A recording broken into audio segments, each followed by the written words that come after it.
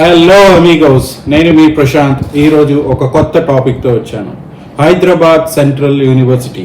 మన హైదరాబాద్ సెంటర్లోని ఒక 400 ఎకరాలు డీఫారెస్టేషన్ చేసి ఆక్షన్ పెట్టడం మీ అందరికీ తెలిసిందే.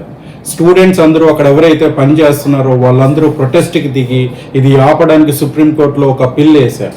పిల్ అంటే పబ్లిక్ ఇంట్రెస్ట్ లిటిగేషన్.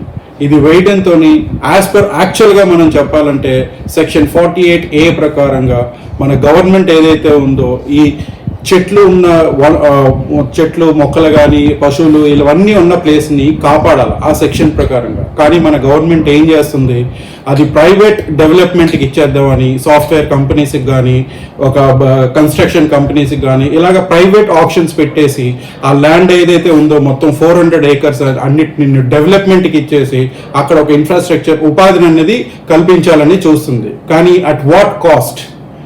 మన ఉన్న డీఫారెస్టేషన్ చేయడం వల్ల మనకి ఏంటి నష్టం?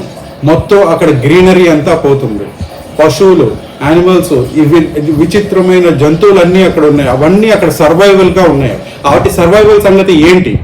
ఎక్కడికి వెళ్తుంది మన గవర్నమెంట్? కాంగ్రెస్ గవర్నమెంట్ ఎక్కడికి తీసుకెళ్తుంది డీఫారెస్టేషన్ ఒక రీజన్ వల్ల?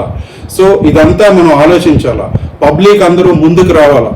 ప్రొటెస్ట్ చేస్తున్నారు కానీ ఫోర్స్ అని పోలీసులతోని వీళ్ళందరూ ఉపయోగించి ఆ స్టూడెంట్స్ ఎవరైతే ఉన్నారో అక్కడ పనిచేసే స్టూడెంట్స్ కానీ చదువుకున్న స్టూడెంట్స్ కానీ వాళ్ళందరినీ ప్రొటెస్ట్ చేయనియట్లే. So I request all Hyderabad people to come forward and support this agitation. HCUని కాపాడాలి, గ్రీనరీని పెంచాలి.